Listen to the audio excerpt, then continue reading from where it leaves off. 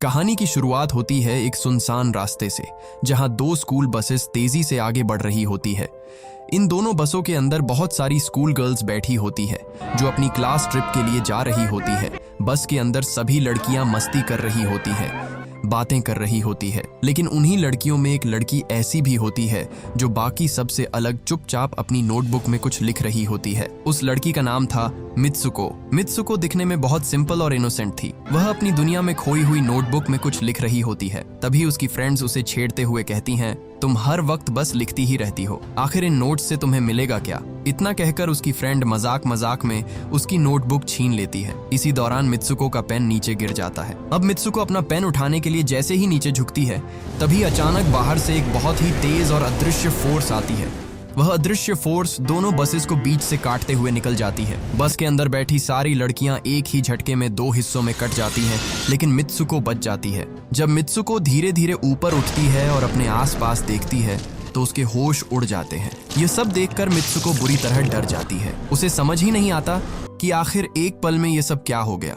लेकिन तभी उसे एहसास होता है कि खतरा अभी खत्म नहीं हुआ है। वही जानलेवा हवा मित्सुको के पीछे पड़ चुकी थी। मित्सुको जान बचाने के लिए चीखती हुई तेजी से भागने लगती है। भागते भागते उसे आगे चार और लड़कियां दिखाई देती हैं। मित्सुको उन्हें जोर से चिल्लाकर कहती है, नीचे झुको, लेकिन तब तक बहुत देर हो चुकी थी। वह इनविजिबल फोर्स उन लड़कियों तक पहुंच जाती है और उन्हें भी एक ही झटके में बीच से काट कर आगे निकल जाती है। लेकिन इसी बीच मित्सुको किसी तरह उन लड़कियों में से एक लड़की को बचा लेती है। अब मित्सुको उसे लेकर वहां से भागने लगती है। तभी आगे रास्ते में उन्हें कुछ लड़कियां साइकिलिंग करती हुई नजर आती है। वो सब आराम से अपनी बाइसिकल चलाते हुए कहीं जा रही होती है। मित्सुको उन्हें देखकर तुरंत जोर जोर से चिल्लाती है। वह उन्हें रोकने की कोशिश करती है, उन्हें नीचे झुकने के लिए कहती है, लेकिन इससे पहले कि वो लड़कियां कुछ समझ पाती और अगले ही पल वो हवा उन साइकिलिंग करती हुई लड़कियों को भी उसी तरह काट देती है जैसे उसने बस में बैठी लड़कियों और रास्ते में मिली बाकी लड़कियों के साथ किया था।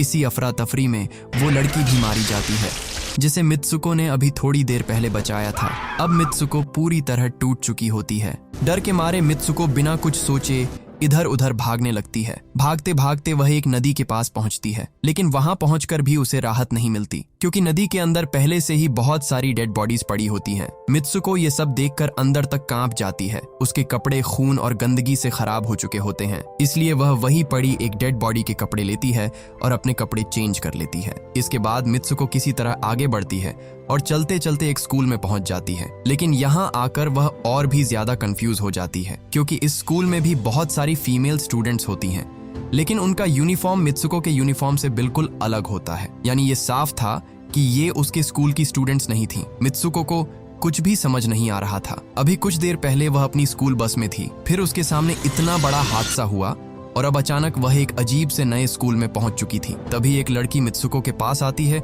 और बड़े प्यार से उससे पूछती है, तुम ठीक हो? उस लड़की का नाम था अकी। मित्सुको की बेस्ट फ्रेंड की तरह बिहेव कर रही थी, लेकिन मित्सुको उसे देखकर और भी ज्यादा कंफ्यूज हो जाती है। वह उससे पूछती है, क्या तुम सच में मेरी बेस्ट फ्रेंड हो? क्योंकि मित्सुको के लिए सब कुछ बहुत अजीब था। उसके साथ लगातार ऐसी चीजें हो रही थी जिन्हें वो समझ ही नहीं पा रही थी। वह अभी भी शॉक में थी। यहाँ हमें समझ आता है कि मित्सुको और अकी के बीच बहुत गहरी बॉन्डिंग है। अकी उसे सच में बहुत केयर करती है और मित्सुको भी उसे देखकर थोड़ा काल्म होने लगती है। लेकिन तभी बाहर फिर से तेज हवा चलने लगती है। हवा की आवाज सुनते ही मित्सुको बुरी तरह डर जाती है। उसे तुरंत बस वाला हादसा याद आ जाता है। डर के मारे वह भागकर बिल्डिंग के अंदर चली जाती है। अकी को कुछ समझ नहीं आता कि मित्सुको इतना क्यों डर रही है। वह उसके पीछे आती है और उससे पूछती है, तुम इतना कांप क्यों रही हो? तुम्हें हुआ क्या है? मित्सुको की हालत बहुत खराब होती है। उसके चेहरे पर डर साफ दिख रहा था। वह उसे बताती है कि कैसे अचानक एक तेज हवा का झोंका आया था। उसी हवा ने उसकी बस में बैठी सारी स्टूडेंट्स को एक ही पल में मार दिया था। मित्सुको की बात सुनकर अकी को पहले तो यकीन नहीं होता। उसे लगता है कि मित्सुको बहुत ज्यादा शॉक में है, इसलिए शायद उसे कोई बुरा सपना सच जैसा लग रहा है। अकी उसे काल्म करने के लिए विंडो के पास ले जाती है, फिर उसका हाथ बाहर निकाल कर कहती है, देखो मित्सुको, ये सिर्फ हवा है। हवा किसी को नुकसान नहीं पहुंचा सकती। यह देखकर मित्सुको के दिल को थोड़ी शांति मिलती है। उसे लगने लगता है कि शायद सच में वो सब बस एक डरावना सपना था। इसके बाद अकी अपनी 2 और फ्रेंड्स को साथ लेती है और ये चारों क्लास बंक करने का प्लान बनाती है। अब ये सभी क्लास से बाहर निकलने ही वाली होती है, तभी अचानक उनकी टीचर वहां आ जाती है। टीचर उन्हें देख लेती है, लेकिन चारों लड़कियां रुकने के बजाय वहां से भाग जाती है। भागते भागते ये सभी एक लेक के पास पहुंचती है। यहाँ आकर अकी अपनी दोनों फ्रेंड्स को मित्सुको वाले डरावने हादसे के बारे में बताती है। तभी उनमें से एक लड़की एक अजीब थ्योरी बताती है। वह कहती है, हो सकता है मित्सुको ने जो देखा वो झूठ ना हो सकता है कोई मिरर वर्ल्ड हो, एक ऐसी दुनिया जो हमारी इस दुनिया से बिल्कुल उल्टी चलती हो। ये कहते हुए वह लेक में एक पत्थर फेंकती है और समझाती है, देखो इस दुनिया में मैंने ये पत्थर पानी में फेंका है, लेकिन हो सकता है दूसरी दुनिया में मैंने ऐसा किया ही ना हो, यानी जो यहाँ होता है जरूरी नहीं कि वही वहां भी हो। मित्सुको ये सब सुनकर और भी कंफ्यूज हो जाती है, लेकिन तभी अचानक लेक के अंदर से एक क्रोकोडाइल बाहर आता है और उनकी एक फ्रेंड को पकड़कर खा जाता है। ये देखकर मित्सुको बुरी तरह घबरा जाती है, लेकिन बाकी लड़कियां अजीब तरह से रिएक्ट करती हैं। उनमें से एक लड़की कहती है, देखा मैंने कहा था ना, जो इस दुनिया में होता है जरूरी नहीं कि दूसरी दुनिया में भी वही हो। इसे मगरमच्छ ने शायद उस दूसरी दुनिया में खाया है, क्योंकि यहाँ तो ये बिल्कुल सेफ है। इसी लेक के पास उन्हें एक बेड पड़ा हुआ दिखाई देता है। वह चारों उस बेड के पास जाती है और वहां से पिलोज उठाकर खेलने लगती है। कुछ देर के लिए माहौल नॉर्मल लगने लगता है। मित्सुको भी थोड़ी देर के लिए अपना डर भूल जाती है, लेकिन तभी दूर से 2 लड़कियां उन्हें देख रही होती हैं। उनमें से एक लड़की ब्राइडल ड्रेस में होती है, जैसे अभी अभी उसकी शादी हुई हो। ये सीन बहुत अजीब और ड्रीम जैसा फील देता है, जैसे मित्सुको किसी ऐसी दुनिया में फंस चुकी है जहाँ कोई भी चीज नॉर्मल नहीं है। इसी दौरान अकी की एक फ्रेंड मित्सुको को एक इम्पॉर्टेंट बात बताती है। वह कहती है, शायद हमारी डेस्टिनी पहले से लिखी जा चुकी है, लेकिन अगर हम कुछ ऐसा करें जो इस दुनिया की स्क्रिप्ट में लिखा ही ना हो, तो शायद हम अपनी किस्मत बदल सकते हैं। यह बात सुनने में सिंपल लगती है, लेकिन आगे जाकर यही बात मित्सुको के लिए सबसे बड़ा क्लू बनने वाली थी। इसके बाद मित्सुको और बाकी लड़कियां वापस स्कूल आ जाती हैं। सभी गर्ल्स नेक्स्ट लेक्चर के लिए क्लास में चली जाती है। मित्सुको भी अपनी सीट पर बैठी होती है। तभी उसकी नजर नीचे पड़े एक पिलो पर जाती है, वही पिलो जिससे थोड़ी देर पहले वो लोग लेक के पास खेल रही थी। मित्सुको जैसे ही उस पिलो को उठाने के लिए नीचे झुकती है, तभी अचानक क्लास में गोलियों की आवाज गूंजने लगती है। उसकी टीचर पूरी क्लास पर गन से फायरिंग शुरू कर देती है। कुछ ही सेकंड्स में पूरा क्लासरूम चीखों और खून से भर जाता है और मित्सुको एक बार फिर बच जाती है, बिल्कुल वैसे ही जैसे बस वाले सीन में बची थी। तभी उसकी टीचर उसके पास आती है और गुस्से में कहती है, तुम्हारी हिम्मत कैसे हुई क्लास बंक करने की, तुम्हारा मरना भी तय है। टीचर अब मित्सुको को मारने ही वाली होती है, तभी अचानक 2 लड़कियां वहां आ जाती हैं। वो मित्सुको को बचाती है और उसे लेकर वहां से भागने की कोशिश करती है, लेकिन अगले ही पल एक दूसरी टीचर सामने आ जाती है और उन दोनों लड़कियों को भी मार देती है। अब स्कूल में पूरी तरह मौत का खेल शुरू हो चुका था। जितनी भी स्टूडेंट्स बची होती हैं, वो सभी अपनी जान बचाने के लिए स्कूल से बाहर भागने लगती है। मित्सुको भी उनके साथ भागती है, लेकिन स्कूल की सारी टीचर्स अब जैसे हंटर्स बन चुकी थी। वो लड़कियों पर लगातार फायरिंग कर रही थी। किसी को समझ नहीं आ रहा था कि आखिर ये टीचर्स अचानक ऐसे क्यों बिहेव कर रही हैं। सारी लड़कियां किसी तरह स्कूल बिल्डिंग से बाहर निकलती हैं, लेकिन बाहर आते ही उनके सामने फिर वही पुराना खतरा आ जाता है, वही मिस्टीरियस इनविजिबल हवा, और अगले ही पल वह हवा बाहर भागती हुई लड़कियों को भी बीच से काट देती है। मित्सुको के आसपास फिर से सब खत्म हो जाता है। एक बार फिर सारी लड़कियां मारी जाती हैं। अब मित्सुको की हालत पूरी तरह खराब हो चुकी होती है। वह स्कूल से भागती है और भीड़ भाड़ वाले एरिया में पहुंच जाती है। वहां लोग नॉर्मल तरीके से घूम रहे होते हैं। मित्सुको घबराई हुई हालत में एक पुलिस स्टेशन पहुंचती है और वहां मौजूद फीमेल पुलिस ऑफिसर को सब कुछ बताने लगती है। वह कहती है कि स्कूल में मैसेकर हुआ है, टीचर्स स्टूडेंट्स को मार रही है और एक इनविजिबल हवा लोगों को काट रही है। लेकिन पुलिस ऑफिसर उसकी बात सुनकर हैरान होने के बजाय उससे कहती है, लेकिन तुमने तो स्कूल यूनिफॉर्म पहना ही नहीं है। मित्सुको को यह बात समझ नहीं आती। तभी पुलिस ऑफिसर उसके सामने एक मिरर रखती है। मित्सुको जैसे ही मिरर में खुद को देखती है, उसके पैरों तले जमीन खिसक जाती है, क्योंकि मिरर में दिखने वाली लड़की मित्सुको जैसी बिल्कुल नहीं होती। यहाँ मित्सुको को समझ आता है कि वो फिर से एक नई आइडेंटिटी में पहुंच चुकी है। अब वह कोई स्कूल गर्ल नहीं थी, अब वह एक ऐसी लड़की थी जिसकी शादी होने वाली थी। पुलिस ऑफिसर और आसपास के लोग उसे उसकी शादी के लिए तैयार करके ले जाने लगते हैं। रास्ते में लोग उसे देखकर कांग्रेचुलेशंस कह रहे होते हैं, लेकिन मित्सुको अंदर से पूरी तरह डरी हुई होती है क्योंकि उसे समझ आ चुका था कि यह कोई नॉर्मल शादी नहीं है, ये उसी अजीब मौत के खेल का अगला लेवल था। अब सभी लोग मित्सुको को लेकर चर्च पहुंचते हैं। चर्च के अंदर शादी की पूरी तैयारी हो चुकी होती है, चारों तरफ लोग मौजूद होते हैं, लेकिन मित्सुको के लिए यह सब किसी नाइटमेयर से कम नहीं था। तभी वहां उसे अपनी बेस्ट फ्रेंड अकी भी दिखाई देती है। अकी को देखते ही मित्सुको उसके पास जाती है और घबराते हुए पूछती है, ये सब मेरे साथ क्या हो रहा है? मैं बार बार बदल क्यों रही हूँ? वह धीरे से मित्सुको को समझाती है, अभी कुछ मत बोलो, हम किसी के कंट्रोल में हैं, बस जैसा मैं कहूँ वैसा करती जाओ। यह सुनकर मित्सुको और भी डर जाती है क्योंकि अब उसे लगने लगता है कि ये दुनिया सच में उसकी अपनी नहीं है, कोई है जो इन सबको कंट्रोल कर रहा है। इसके बाद अकी उसे वेडिंग ड्रेस पहनाती है और उसे शादी की सेरेमनी के लिए आगे बढ़ने को कहती है। मित्सुको डरते डरते आगे बढ़ती है, लेकिन जैसे ही वह लोगों के बीच से गुजरती है, वहां मौजूद लड़कियां उसका मजाक उड़ाने लगती हैं। कोई उस पर हंस रहा था, कोई उसे इंसल्ट कर रहा था। यह सब देखकर अकी को गुस्सा आ जाता है और फिर अकी एक एक करके उन लड़कियों को मारना शुरू कर देती है। मित्सुको ये सब देखकर पूरी तरह शॉक हो जाती है। उसे समझ ही नहीं आता कि अकी उसकी मदद कर रही है या इस अजीब खेल का हिस्सा बन चुकी है। इसके बाद जैसे ही मित्सुको सेरेमनी के लिए आगे बढ़ती है तो सामने उसे ग्रूम की जगह एक कॉफिन दिखाई देता है। यह देखकर मित्सुको वहीं रुक जाती है। अब उस कॉफिन को खोला जाता है, लेकिन उसके अंदर से कोई नॉर्मल ग्रूम बाहर नहीं आता। उस कॉफिन के अंदर से एक क्रीपी पिग फेस क्रीचर बाहर निकलता है। उसे देखकर मित्सुको की हालत खराब हो जाती है। वह डर के मारे पीछे हटने लगती है क्योंकि अब यह शादी किसी सेरेमनी से ज्यादा एक ट्रैप लग रही थी। वो क्रीचर मित्सुको की तरफ बढ़ता है, लेकिन तभी मित्सुको खुद को बचाने के लिए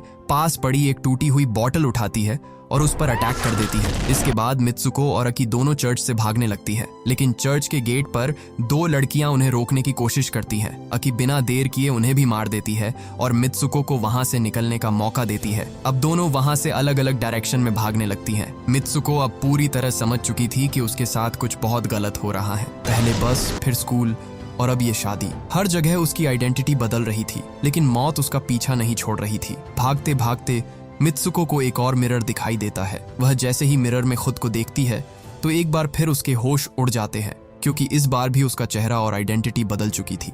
अब वह ब्राइड नहीं थी, अब वह किसी रेस ट्रैक पर खड़ी थी। चारों तरफ मैराथन जैसा माहौल था। बहुत सारी लड़कियां रेस के लिए रेडी थीं। तभी कुछ लड़कियां मित्सुको के पास आती हैं और उससे कहती हैं, तुम यहाँ खड़ी क्यों हो? तुम तो बहुत अच्छी रनर हो, भागो। मित्सुको पहले तो कंफ्यूज रहती है, लेकिन फिर जैसे ही वह दौड़ना शुरू करती है उसे अपने अंदर एक अलग ही एनर्जी फील होती है, जैसे उसका शरीर इस रेस के लिए पहले से ट्रेन्ड हो। उसे कुछ समझ नहीं आ रहा था, लेकिन उसके पैर अपने आप तेजी से भागे जा रहे थे, जैसे इस नई आइडेंटिटी में उसका शरीर खुद जानता था कि उसे क्या करना है। अब मित्सुको पूरी कोशिश करती है कि वह इस रेस को जीत सके, लेकिन भागते भागते उसकी नजर कुछ ऐसी लड़कियों पर पड़ती है जिन्हें देखकर उसका दिल दहल जाता है। उसे अपनी वही डेड फ्रेंड्स दिखाई देती है जो कुछ समय पहले स्कूल में मारी जा चुकी थी। मित्सुको उन्हें देखकर रुक सी जाती है।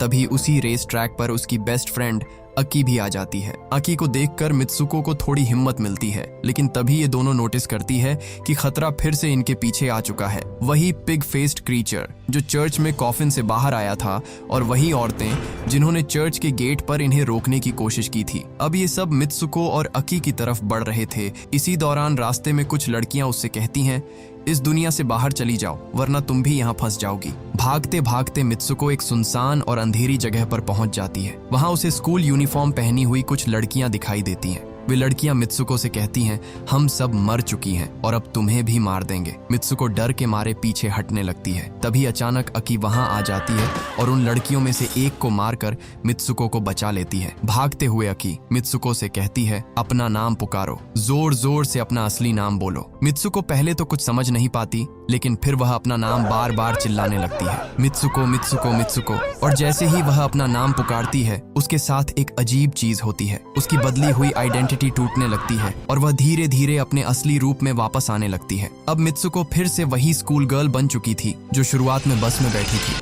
लेकिन अकी की हालत ठीक नहीं थी। अकी अपना हाथ मित्सुको के सामने करती है। उसके हाथ में अजीब तरह की वायर्स लगी हुई थी। अकी उससे कहती है, प्लीज ये वायर्स मेरे हाथ से बाहर खींच दो, तभी मैं इस दुनिया से बाहर निकल पाऊंगी। मित्सुको ये सुनकर डर जाती है। उसे लगता है कि अगर उसने वायर्स खींच दी तो अकी की जान जा सकती है, और क्योंकि मित्सुको अकी से बहुत प्यार करती थी वह ऐसा नहीं करना चाहती थी, लेकिन अकी बार बार उसे फोर्स करती है। वह कहती है, कि यही एक रास्ता है। आखिरकार मजबूरी में मित्सुको उन वायर्स को खींच देती है और जैसे ही वायर्स बाहर निकलती है, अकी की बॉडी 2 हिस्सों में बंट जाती है। मित्सुको ये देखकर टूट जाती है, लेकिन तभी मित्सुको को सामने एक गेट दिखाई देता है। उसे लगता है कि शायद यही इस नाइटमेयर से बाहर निकलने का रास्ता है। मित्सुको उस गेट की तरफ बढ़ती है और जैसे ही वह दरवाजे से बाहर निकलती है, उसे एक बिल्कुल अलग दुनिया दिखाई देती है। अब वह लड़कियों की दुनिया में नहीं थी, अब वह एक ऐसी दुनिया में आ चुकी थी जहां हर तरफ आदमी ही आदमी थे। वहां दीवारों पर मित्सुको के पोस्टर्स लगे हुए थे। कुछ लड़के उन पोस्टर्स को देख रहे होते हैं जैसे मित्सुको उनके लिए कोई फेमस कैरेक्टर हो। उसे समझ नहीं आता कि ये सब क्या है, वह कहाँ आ गई है और ये लोग उसे कैसे जानते हैं। इतना शॉक उसके लिए सहना मुश्किल हो जाता है और इसी के साथ मित्सुको वहीं बेहोश होकर गिर जाती है। कुछ समय बाद जब मित्सुको को होश आता है तो वह खुद को उसी अजीब फ्यूचर वर्ल्ड में पाती है। वह धीरे धीरे आगे बढ़ती है और तभी उसकी नजर एक बूढ़े आदमी पर पड़ती है। वह आदमी आराम से बैठकर एक गेम खेल रहा होता है, लेकिन जैसे ही मित्सुको उस गेम की स्क्रीन देखती है, उसके होश उड़ जाते हैं, क्योंकि उस गेम के अंदर वही कैरेक्टर दिखाई दे रहा था जो अभी मित्सुको खुद बनी हुई थी। यानी अब मित्सुको को साफ समझ आने लगता है कि अब तक उसके साथ जो कुछ भी हुआ वो किसी नॉर्मल दुनिया में नहीं हो रहा था, वह सब एक गेम का हिस्सा था। तभी वह बूढ़ा आदमी मित्सुको को देखकर कहता है, मैंने ही इस गेम को बनाया है, मैं ही तुम लोगों को कंट्रोल कर रहा था। ये सुनकर मित्सुको अंदर तक कांप जाती है। फिर वह बूढ़ा आदमी उसे बताता है कि मित्सुको असल में बहुत पहले मर चुकी थी, लेकिन उसने मित्सुको का डीएनए लेकर उसे फिर से बनाया ताकि वह इस गेम का हिस्सा बन सके। अब मित्सुको को समझ आता है कि बस, स्कूल, वेडिंग, रेस, ये सब अलग अलग रियलिटीज नहीं थी। ये सब उसी गेम के लेवल्स थे जहां उसे बार बार अलग अलग आइडेंटिटीज में डालकर कंट्रोल किया जा रहा था। मित्सुको को लगता है कि अगर यह सब गेम है तो शायद इससे बाहर निकलने का कोई रास्ता भी होगा। लेकिन तभी वहां एक आदमी आता है और मित्सुको को अपने पास बुलाने लगता है। बूढ़ा आदमी मित्सुको से कहता है कि अब उसे अपना लास्ट लेवल कंप्लीट करना होगा। मित्सुको धीरे धीरे उस आदमी की तरफ बढ़ने लगती है, लेकिन तभी उसे अपनी फ्रेंड की कही हुई बात याद आती है। अकी ने कहा था कि अगर हम इस दुनिया में कुछ ऐसा करें जो इस दुनिया की स्क्रिप्ट में लिखा ही ना हो, कुछ ऐसा जिसकी किसी को उम्मीद ना हो, तो शायद हम अपनी डेस्टिनी बदल सकते हैं। और यही बात मित्सुको के दिमाग में बैठ जाती है। अब मित्सुको समझ चुकी थी कि अगर वह वही करेगी जो गेम चाहता है तो वह हमेशा इसी कंट्रोल में फंसी रहेगी। इसलिए इस बार मित्सुको गेम के रूल फॉलो नहीं करती। वह अचानक उस आदमी का गला दबा देती है और गुस्से में कहती है, बस करो, हमारे साथ खेलना बंद करो। इसके बाद मित्सुको बूढ़े आदमी की छड़ी उठाती है और उसे अपने ही पेट में घुसा देती है। इससे गेम वाली मित्सुको की मौत हो जाती है, लेकिन यही उसकी असली जीत थी, क्योंकि बूढ़े आदमी ने कभी सोचा भी नहीं था कि मित्सुको खुद अपनी डेस्टिनी के खिलाफ जाकर ऐसा कदम उठा सकती है। अब वह अपनी रियल वर्ल्ड में वापस आ चुकी थी और इसी के साथ ये दिमाग घुमा देने वाली जापानीज हॉरर थ्रिलर स्टोरी यही खत्म होती है।